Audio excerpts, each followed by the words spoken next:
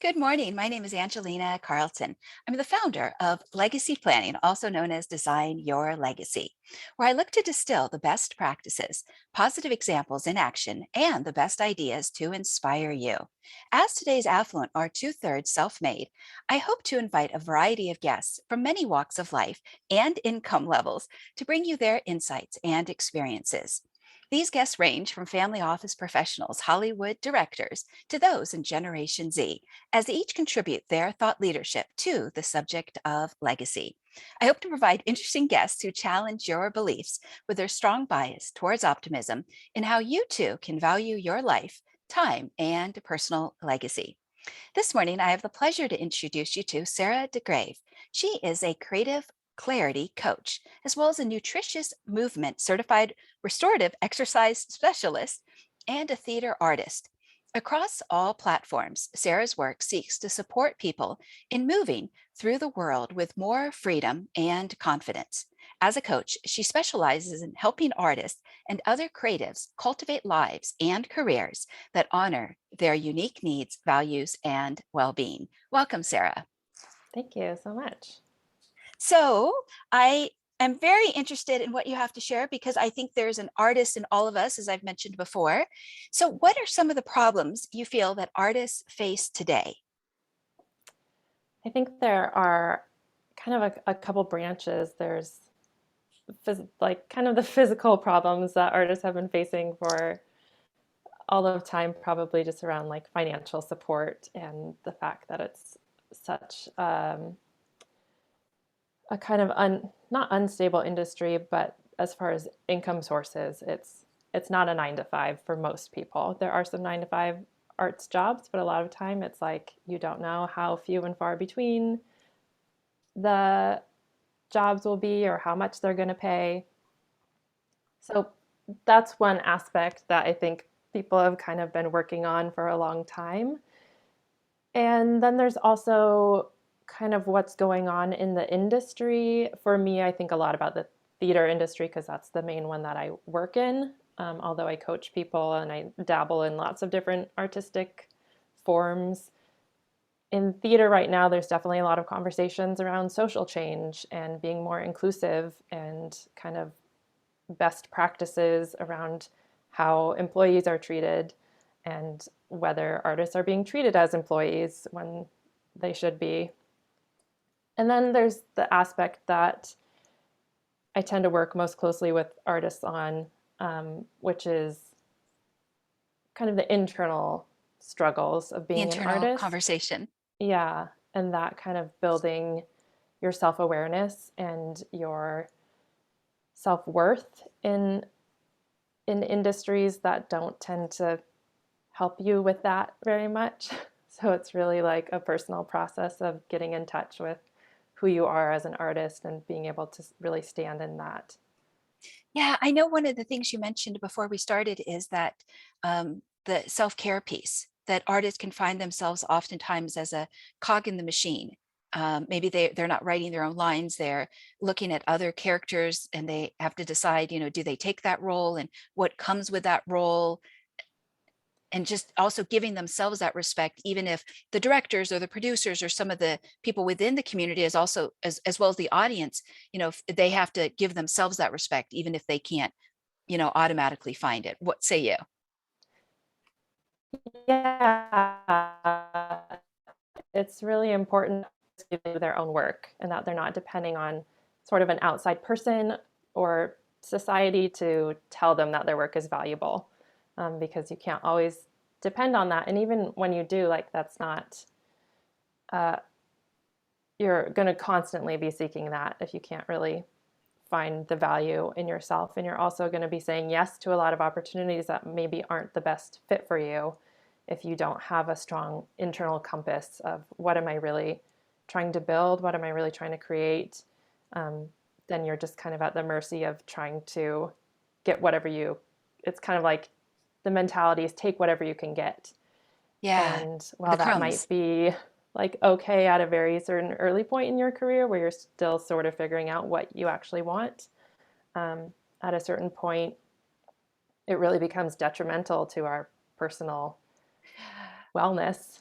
Yes. So one of Yeah. the things you said to me is, as a coach for creative artists, I often have conversations with artists who are frustrated with problematic norms in the industry and are feeling the pull to contribute to shifting these norms.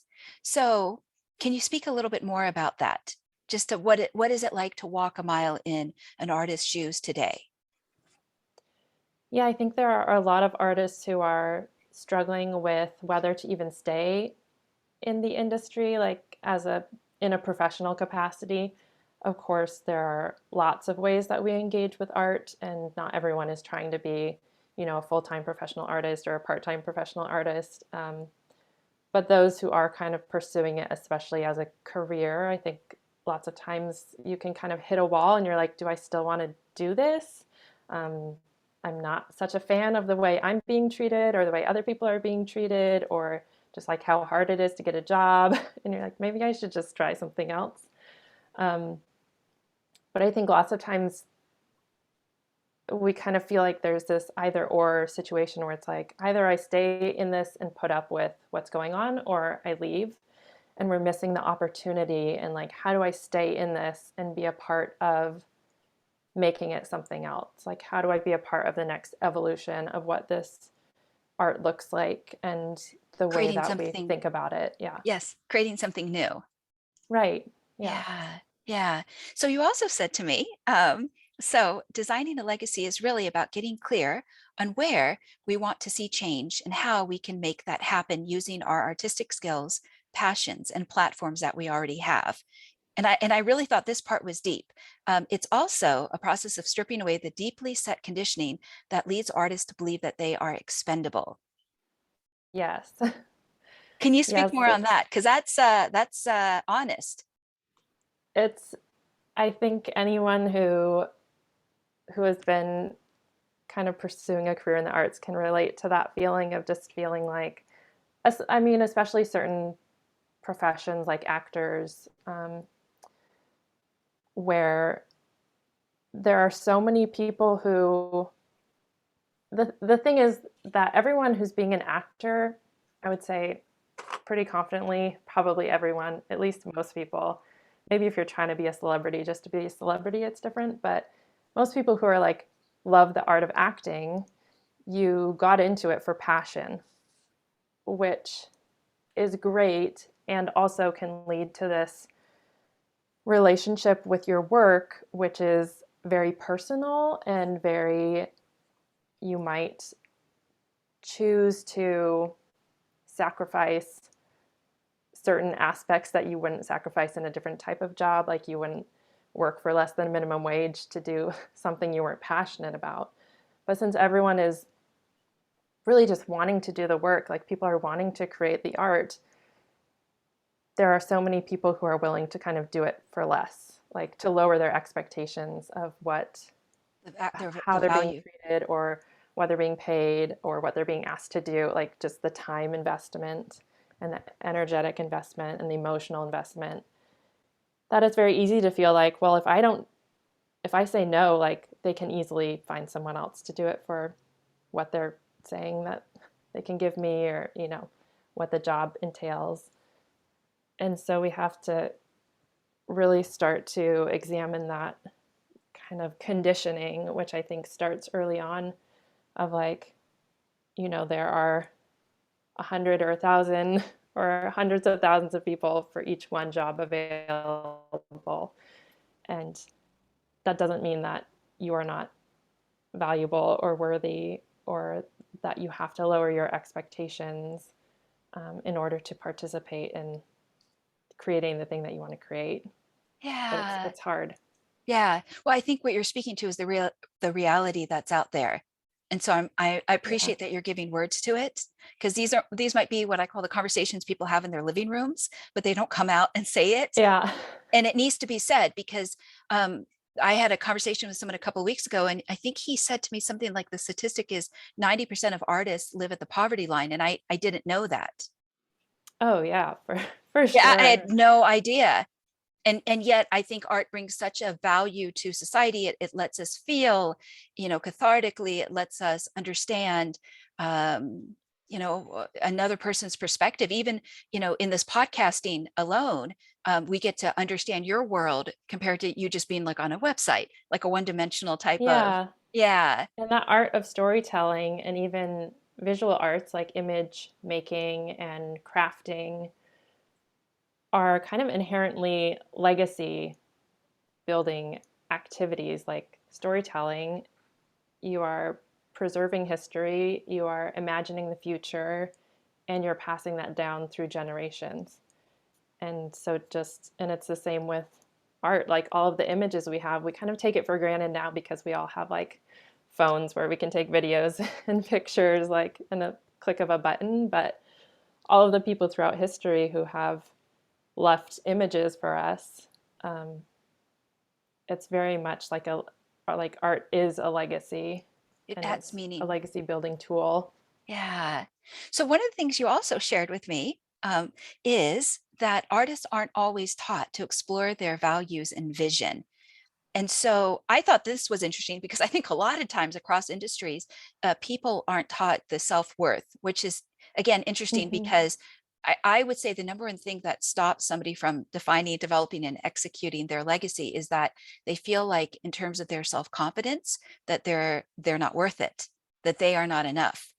So Yeah. I thought that this was very insightful. So would you speak more on this, that artists aren't usually taught to explore their values and vision? Yeah, I think a lot of us are taught the skills that we need, and we're taught kind of the ladder to climb, but then it's just like, okay, go climb the ladder. And it's the same in other industries, and it's the same in, I think, the arts a lot of times where it's like you kind of are given these pictures of what success looks like, and then you're just kind of trying to make your way towards someone else's picture of success instead of really stopping and being like, oh, actually, what does success look like for me? What does it mean for me? What does it feel like in my body when I think about doing that? And like, what does the reality look like? I think that's also a big picture, especially for artists, because the reality is not glamorous, like what it takes to get there. And like, even people working on Broadway, which for me was like my dream job as a teenager. I was like, all I want to do is be on Broadway. And then as I got a little bit older and I thought about it, and I was like, wait, do I really want to live in a super expensive city, have to kind of take whatever support job I can get because no one has taught me any other valuable like work skills that are not like artistic skills, and then get up at like 4 or 5 or 6 a.m. to stand in line in like the freezing cold to try to get a 1 minute audition in front of someone to try to get like a call back for a show, and like competing with hundreds of people who are like really competitive. And like Yeah. that's the reality of kind of a part of that lifestyle or what it could look like. And for a lot of people that isn't what they want, like that doesn't really align with the lifestyle they want or their values. Yeah, I think one of the things that you're pointing to is that their voice matters. So even in their definition of success or a legacy, I think what you're pointing to is that you're inviting their voice in, that they don't have to accept somebody else's definition of success or a legacy. Yeah, and I think a big part of it is even just realizing that the voice you're following isn't maybe your own voice. Yeah, deep. And that is like sometimes takes a couple decades to be like, oh, wait, no, that's something someone told me in college. And I just kind of internalized it. So it's first like picking apart like what is actually my voice and what is someone else's voice. And then Yeah, like how do I yeah. incorporate my voice into my vision? Wonderful. So I also like to have coaches speak on this podcast platform because I think coaching can change a lot of these internal conversations, mindset, and so forth. So I know you're a fellow coach. How Mm-hmm. are you changing some of these problems when you're working with clients or even putting your own messaging out there? Yeah, I think one of the things I'm doing is really centering personal values and well-being like in conversations about careers. So I do work with people on kind of, I call it kind of like holistic career coaching, because we're talking about what career do you want to build in the arts? But we're talking about it through a lens of how does that fit with who you are as a person and the other aspects of your life, not just in isolation. And I think lots of times that's the issue, is that we live in a very segmented society Compartmentalized. where we're like, this piece goes here. And it's kind of Yeah. the same with my restorative exercise work that I've been doing for several years. We think about movement as separate from life. Like we have Y- exercise and we have life. It's like Yeah. So you movement mean is I can, life. yeah. So I was going to make the joke. So you mean I can bring the rest of me? Right? Yeah. You can bring all of you to all parts. Right. Which I think would only make the roles richer, but I think a lot of times people discount themselves out. Hmm. Yeah, whether it's that they're so hungry for the opportunity, or maybe they're being a people pleaser, that it's like they shrink back a little bit compared to, Yeah. We kind of yeah, have this cap on what we think is acceptable. acceptable, like what we can have. We can only have so much. And So yeah. so speaking of well-being, which I know is very important to your coaching practice, or is there anything else you'd like to say on that? I think also just my approach to coaching differs a little bit from some others in that it's really like a gentle approach. I like to take a gentle approach where we're often kind of on this productivity train of like how do I we sometimes approach it in a way that only exacerbates our perfectionism and our panic. And my approach is like, how do we kind of strip away some of that inner critic and time pressure and really start to make it feel sustainable? And so I think that's important. And support systems, like how do we build the support systems that make it easier instead of just trying I I've started calling it voluntary hard mode.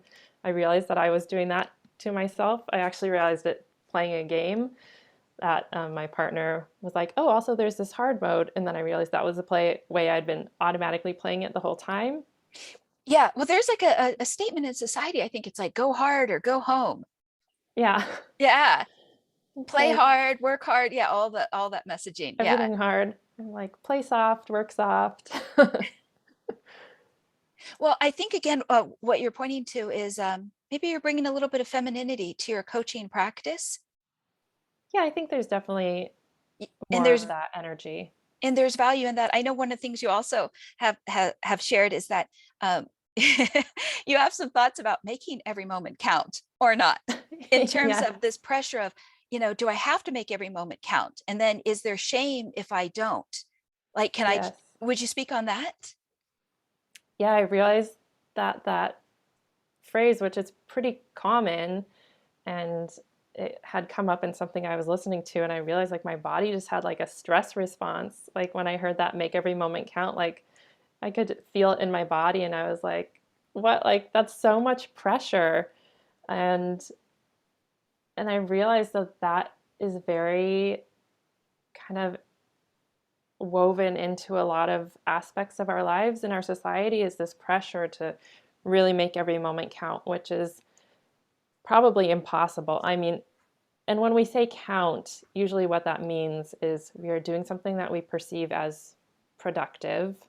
Or I think now there's this kind of push toward self care, but it's almost like you have to be productive in your self care also. Like you have to be really mindful in your resting time and you have to be like doing something for yourself. And so there's no breath in there. There's kind of to just not feel like you're being judged or you're judging yourself. Yeah, So yeah, instead, I'm trying to take an approach of like, I would like to have moments that count. Like, I would like to have intention in my life, but it doesn't have to be like 24/7. I'm, on stage. working towards the goal. Yeah, yeah, always productive. Right. Yeah, I think one of the things you're also pointing to is that you don't have to earn your self-care. You don't have to earn the time off. Yeah. And I think also recognizing that, I mean, personally, my journey over the past couple of years, especially, I've been learning a lot more about myself and how I operate and the things that have affected me. And I think that a lot of people are, our relaxation time is sometimes coping with the effects of trauma or something like that. And that when we're expecting that to also be like productive self-care, um, that's a lot to be asking of ourselves, to like always have that expectation, um, when in reality, like a lot of times we're just trying to get through or like get to the next level or the next day, and that sometimes looks a little messy. Yeah, that's honest. Thank you for bringing your honesty. Yeah. So, integrity is important to you. What would you say are some of the values that you get to honor? And what I'm pointing to here is just the fact that you're going to speak them into existence in that they matter.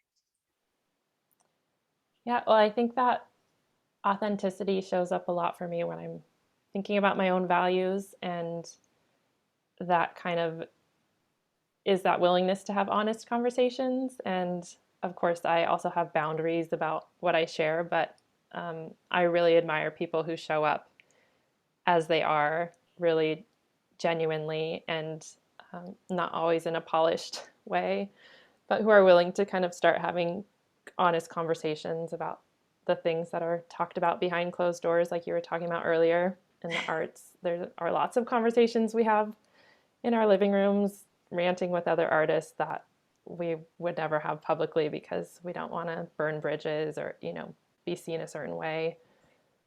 So I think starting like, Or just also being seen as vulnerable. yeah, Yeah, vulnerable. like I'm not perfect. Yeah. Yeah, yeah. And I think there's a lot of like internalized shame that most people are carrying. And so starting to kind of bring light into that situation and allow that to heal a little bit, um, is part of having those conversations and letting other people realize that we're all having those conversations internally. Like we're all feeling that not enoughness and Working through it. working through it. Yeah, if we so choose. Right. Yeah, because it's And I heavy to think, carry around. yeah, also being realistic about where we're at and like what does feel safe to talk about and engage in. Like there is a very real part of, the artistic industry, for example. You can get blacklisted. Like that's a thing that has happened to people, where like you might speak up about something and someone might not ever hire you again because you chose to speak up about it, or it might cause a lot of controversy. And so I think it's okay to say, you know what, I'm not ready for that right now, or that's not doesn't feel safe for me right now. And I think there's almost, in this time of like wanting to make a lot of progress and incorporate social change into our work, that we have to find for us what are the ways we can kind of push ourselves without feeling like we have to put everything on the line, without any regard for our own personal safety and needs and well-being, if that makes sense. It does. It does. So, speaking of well being, in your definition of a legacy or your legacy, what is it that you need and want? I think my definition of a legacy for myself is what am I wanting to create. I think especially as an artist, like creating is a key word. So Can you it's what do say I want that to one? create? I'm sorry. Can you say that one more time if the signal dropped? Oh yeah. Okay. For me, as an artist, I'm thinking about what do I want to create. As a coach, I also think about what do I want to create in my business, and what do I want to help other, like facilitate for other artists and their work. And I think it's also really about the impact that my art is having on other people, and that my coaching is having on other people, and then through that, the impact that their work is having.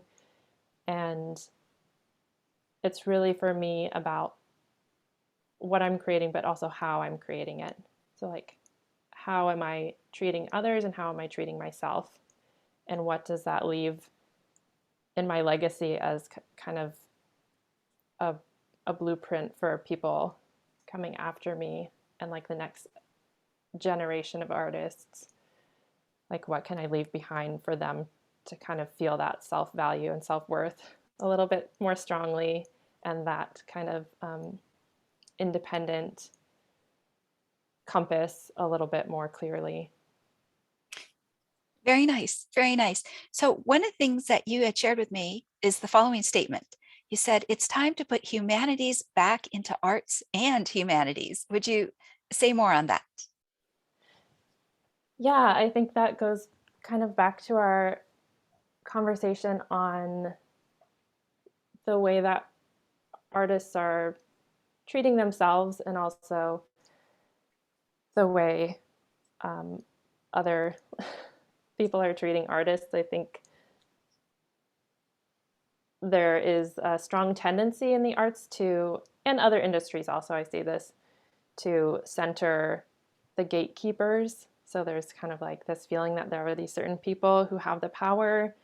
And if you are underneath that level, your job is to kind of, people please Yeah, to those people. there's this word. I don't like the word, but it's used often. The word is nobody, right? Oh, Like that person, they're like just a being nobody. right. Yeah. Yeah. So we don't have to listen to that voice. Yeah. Yeah. And Yeah. it goes back to that feeling of being expendable. Like, oh, that person's expendable. We can replace them easily. So we don't have to worry about them quitting because we'll just replace them. Um, Yeah. so I think starting to, and also think about like work practices, like what are we asking of people? Is it really, are we asking people to sacrifice a ton of time and energy and their bodies? Like if you think about dancers or like occupations like that, where you're really putting a lot of stress on your physical body and you're sacrificing that for your art. Like how can we kind of make sure that we're taking care of other aspects, also like mental health of artists? Yes. Very good. Thank you for speaking into that. Because if it's not said, it's easy just to go along to get along, or just because someone else, if we see like in a landscape or environment, a certain culture or way of doing things, Mm-hmm. we could either just go along as a bystander, or we could say, hey, maybe we can create something new. Maybe I can create something new simply even by my beingness. Yeah, and there's like kind of pushing back against this is the way it's always been done kind of mentality, which I actually like overheard someone in a conversation. An artist was bringing up a concern, and the person they were talking to was like, well, that's just musical theater. I was like, first of all, not everyone's doing musical theater that way. Like, plenty of people are doing it differently. And second of all, even if everyone was doing it that way, who's to say you couldn't be the one to change it? If you're like, oh, actually, yeah, that doesn't make sense. Why are we doing it that way? There is a possibility to do it better, um, instead of falling back on that, like, well, you have to put up with the same abuse that your forefathers put up with because that's the way things happen. Yeah. Awesome. Very cool. Very cool. So, what is, and I don't know if this question makes sense, but I'm just going to throw it out there. So, I wrote down, what is the potential your creative spirit wants to develop and execute? Like my personal, Yeah, like if you can continue to develop your creative spirit, what does that look like? yeah, I mean, a lot of the things that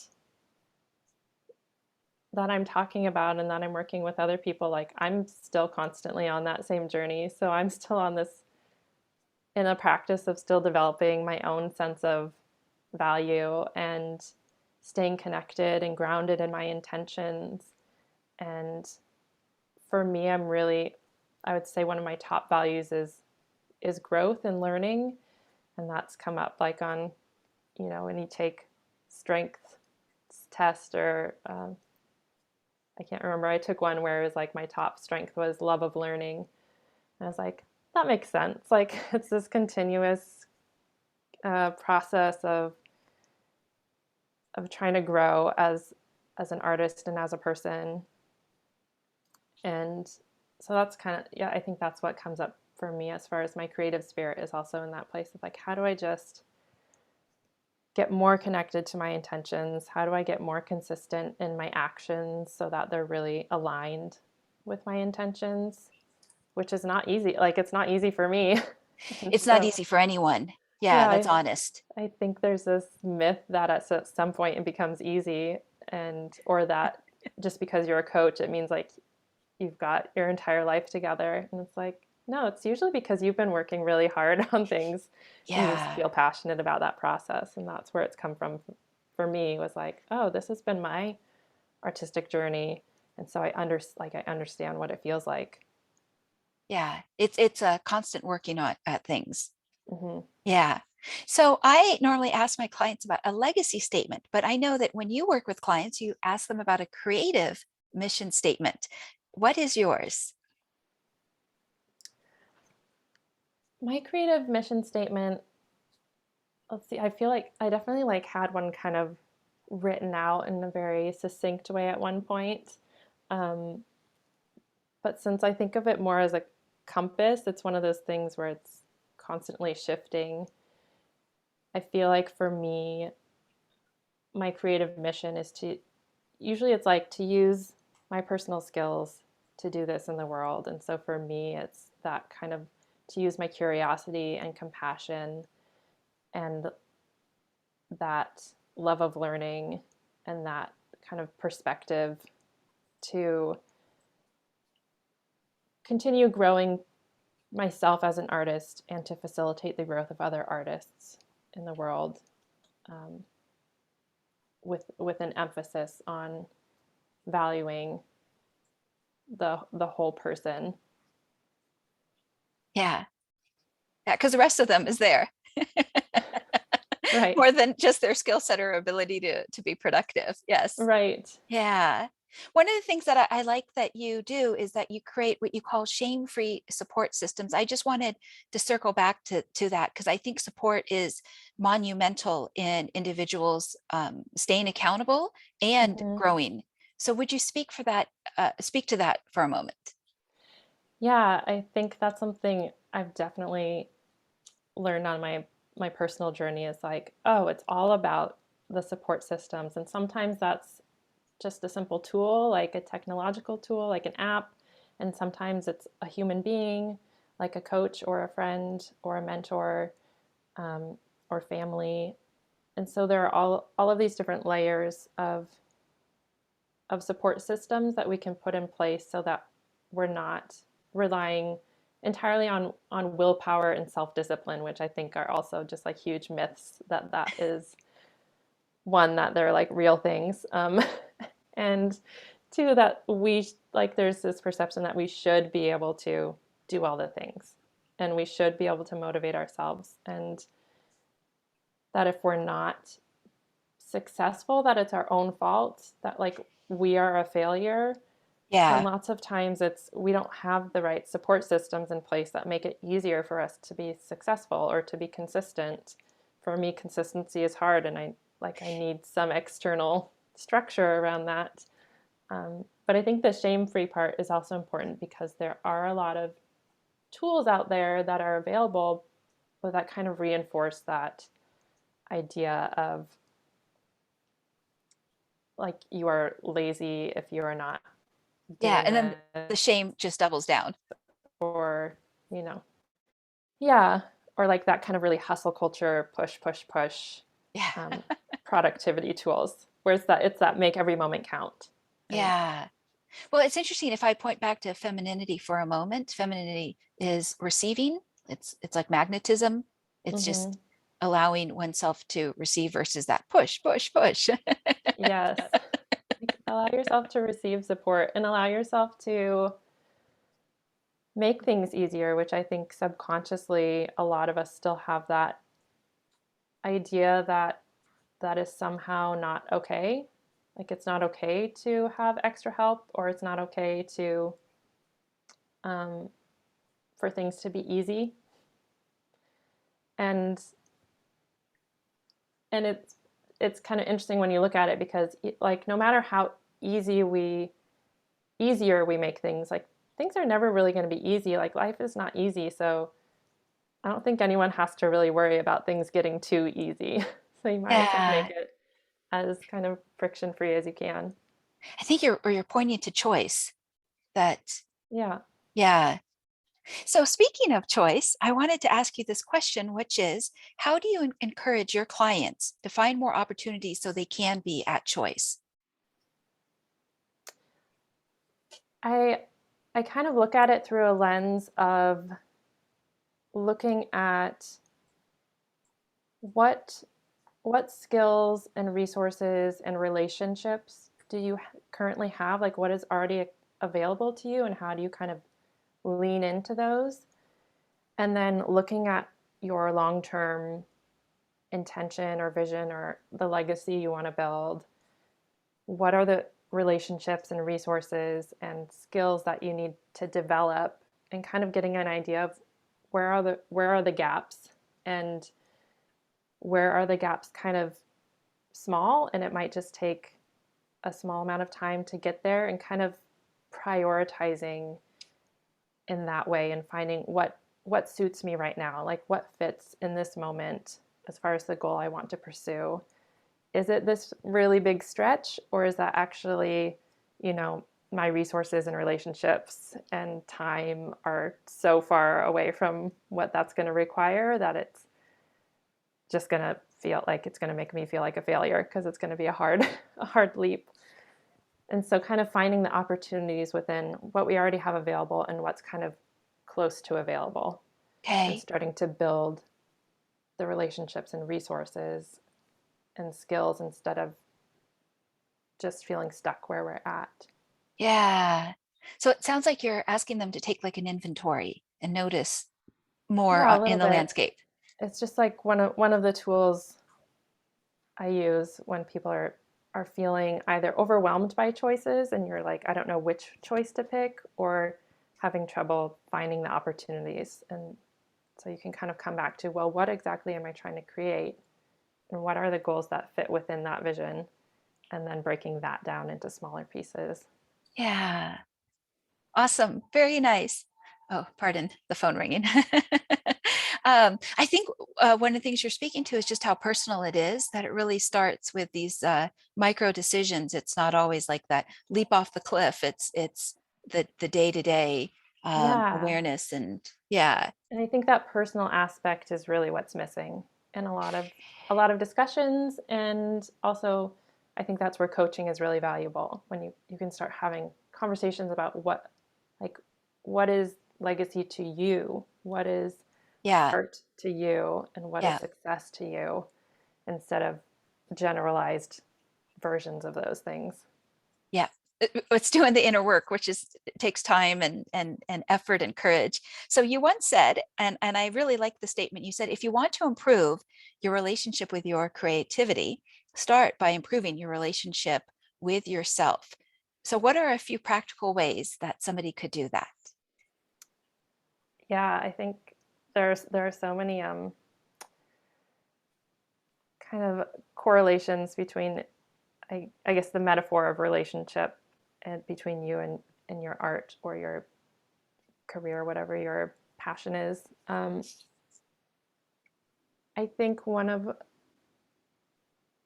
the things you can do is really start becoming aware of the inner critic voice, and starting by those when they come up and being like, oh, this is a judgmental, not helpful voice in my head, and starting to differentiate yourself from those voices and Okay. start building other voices that are more of the cheerleader and more of the, you know, loving friend and parent to yourself, um, and like inner mentor to yourself.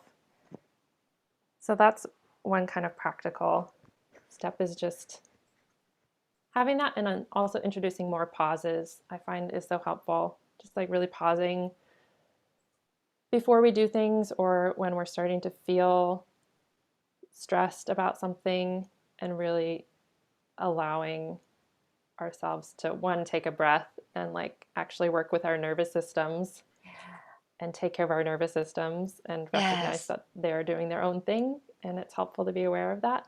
Um, Yeah. and also to like check in with ourselves and be like, oh, is this aligned for me? Like, am I stressed because this isn't in alignment for me, or am I stressed because I need to, just break this down more or put more support in place, or really getting to the root of what that is.